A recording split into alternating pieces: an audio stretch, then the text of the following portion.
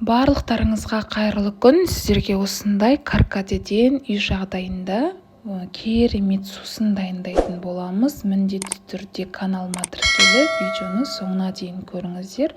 Бізге ең алдымен 5 литр осындай кастрөлге 5 литр қайнаған су дайындап алатын боламыз. Және де бір уыс каркадені осылай сүзгішпен жуып алыңыздар. Міндетті түрде жуылу керек.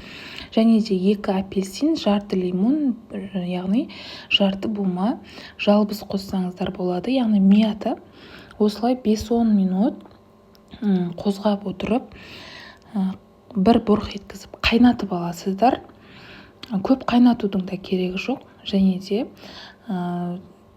магазиндегі қанты көп, құрамында не бар не жоқ білмейтін сусындардан қарағанда, яғни чайлардан қарағанда, осы каркадеден жасалған сусын неғұрлым пайдалырақ сіздер үшін, яғни бәріміз үшін деуге болады.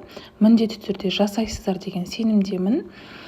Мінекей осылай қайнатып, бетін жауып, суығанша қойып қоятын боламыз. Содан кейін барып қант саласыздар, яғни дәміне қарай өз еркілеріңіз қанша салғыларыңыз келсе де. Мінекей осылай өте әдемі сусын болып шығады. Видеоны соңына дейін көріңіздер.